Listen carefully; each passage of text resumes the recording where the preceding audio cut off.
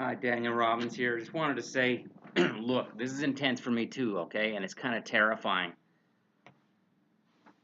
Because I know that I could be making some people pretty mad. Maybe even you, Simon and Daniel. If you feel angry and mad, I understand.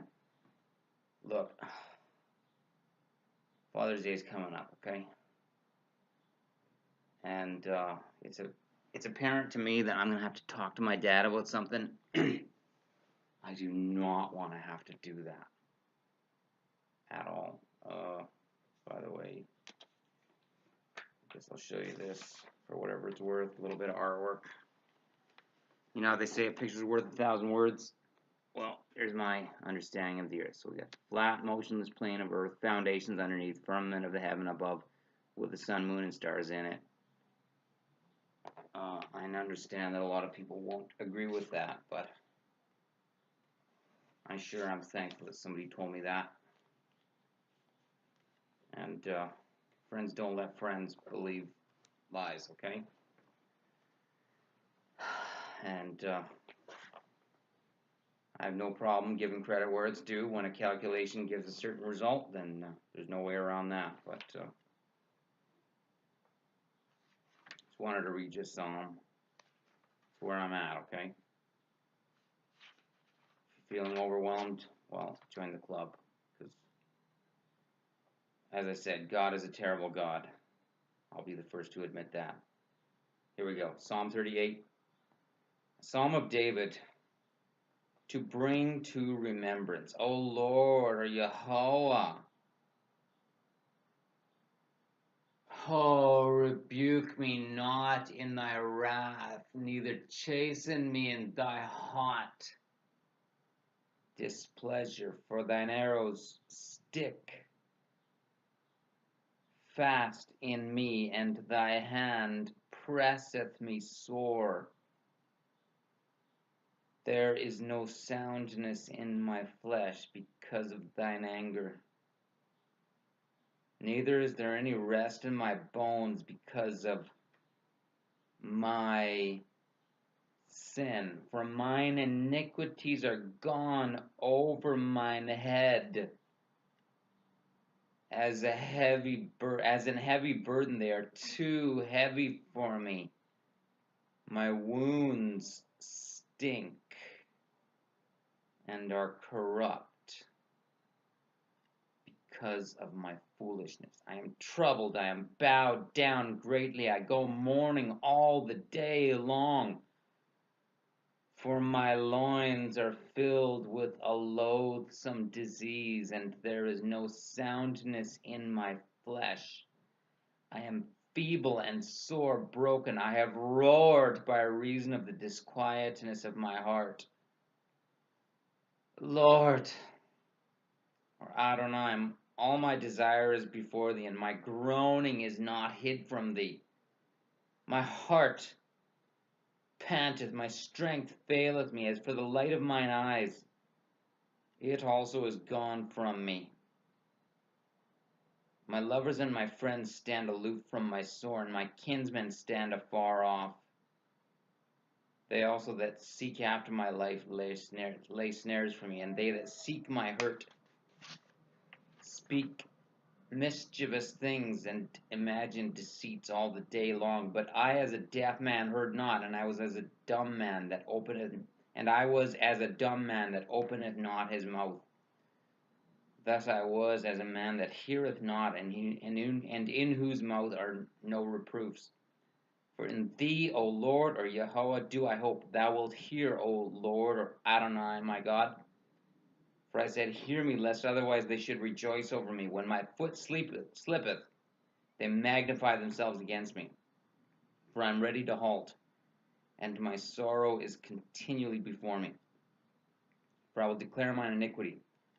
I will be sorry for my sin, but mine enemies are lively, and they are strong, and they that hate me wrongfully are multiplied. They also that render evil for good are mine adversaries, because I follow the thing that good is. Forsake me not, O Lord, or Yahweh, O my God, be not far from me. Make haste to help me, O Lord, or Adonai, my salvation. So I'm going to pray, because it's time for me to do that. Oh, Dad, help. Help us all. Help me, because I really do need help, and I know a lot of these people might say, you don't say. Hey, by all means, I definitely need help, for sure. But I'm in good company, because I think we all need help. I pray that Thou wilt help us. And be with Simon, Daniel, and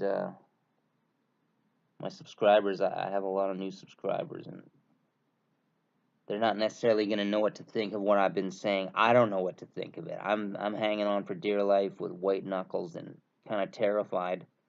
Don't like the thought of disappointing people.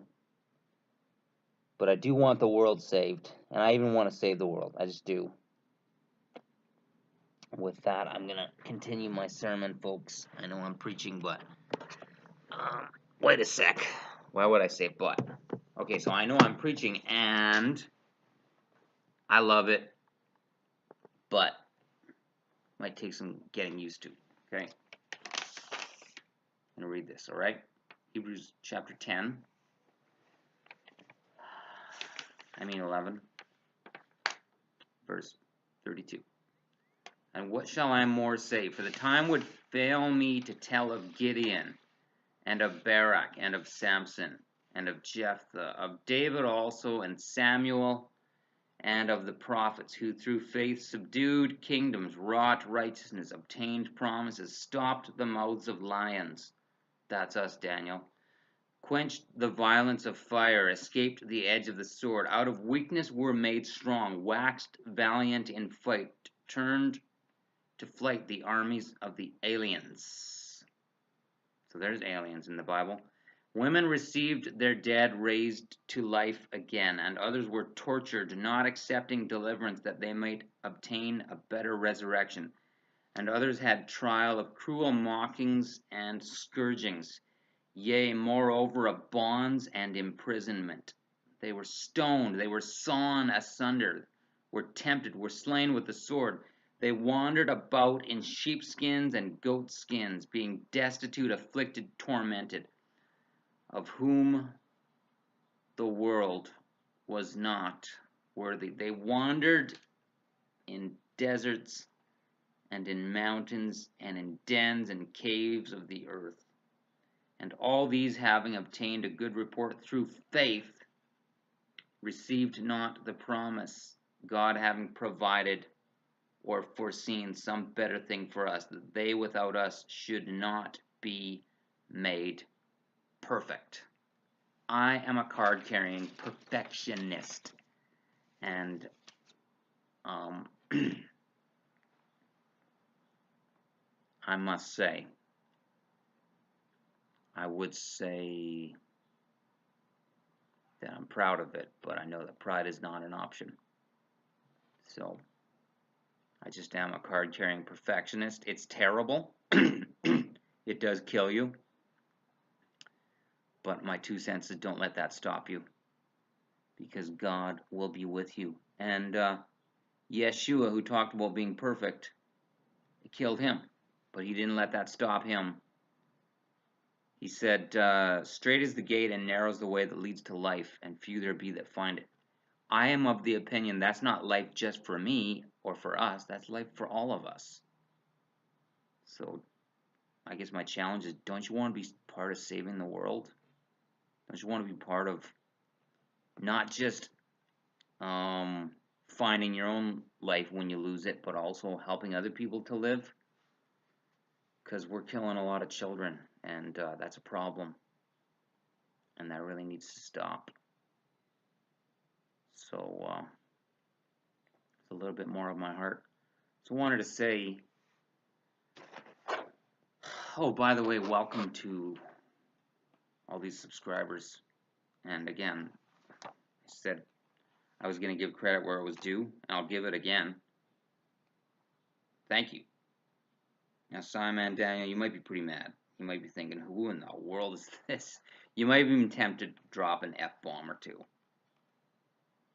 All I can tell you is God's a jealous God. He owns me. He says what he wants to say through me, and if he wants to say what he just said, that's up to him. And I welcome you to talk to him, but you may not be in a hurry to do that. Look, here's my verse. Proverbs 4:2. For I give you good doctrine, forsake ye not my law. If it's not good doctrine, I am very adamant. I don't want it coming out of my mouth. So that's why I preach against hell. And I preach it. I preach against it hard. No one's going to burn in hell forever. Okay? That's good doctrine. Some of you would say, what do you mean? Hell is in the Bible. I know it is for now. That's because I haven't done the DRV yet, the Daniel Robbins version, which is going to be a King James Bible without the word hell in it. Okay? I haven't been able to do the DRV yet. So until then, the word hell is going to be in the Bible until I get it out. And then it won't be in the Bible, and you won't be able to say it's in the Bible anymore because you love saying it. You're going to say it until I take it out. I will take it out, and then it won't be there. And then you won't be able to say, it's in the Bible. Okay? It won't be in the Bible because I'll take it out. And I'll do it in Yeshua's name because it's offending a lot of people and it's a problem. But I will say this. If you're in shock, I pray that Dad will simply hold you and help you understand what's wrong, and why it's wrong.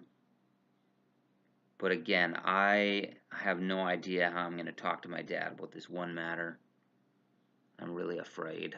Really afraid. There's a reason why it's something where he actually wound up talking to me about it. Oh, I don't know how I ever survived that conversation, and apparently I have to bring it up with him more than I have, and I can understand why Adam and Hawa, also known as Eve, ran when God came to the garden after they had sinned. We do run away from God. It's just not helpful or good. And all he wants to do is save us. I don't think there's anything wrong with wanting to save us. So let me just put in a word for our good Dad, Heavenly Father. And I want to remember my dad's not out to get me. You know, I still remember when I was 21. 4th year university, okay? I'm going to call this confidential information, okay? For whatever it's worth. Keep it as confidential as you can, but I'll say it because it's God's will. I discovered how to use the internet in 4th year university. And I'm going to say something where you're going to say, yeah, you don't say, no. Okay, so I'm not normal, okay? Never going to be normal. Not going to happen. It's not even God's will for me to be normal, but kind of not normal I am. You discover that internet. Wow. I didn't know how bad of an idea that was, but I was at the end of my rope. I didn't know what else to do. I just remember when I went up to my dad and I told him I'd been looking at pornography. And of course I didn't want to have to do that, but I didn't know what else to do. You know what he did? He gave me a hug. And that's not the only time he's done it. So it's going to be okay, but I am really scared. So if that's the way you feel about talking to our Heavenly Father, and for whatever it's worth, what about the earthly Father? How's it going with the earthly Father? I was in church today. I went with my friend to his Latter-day Saint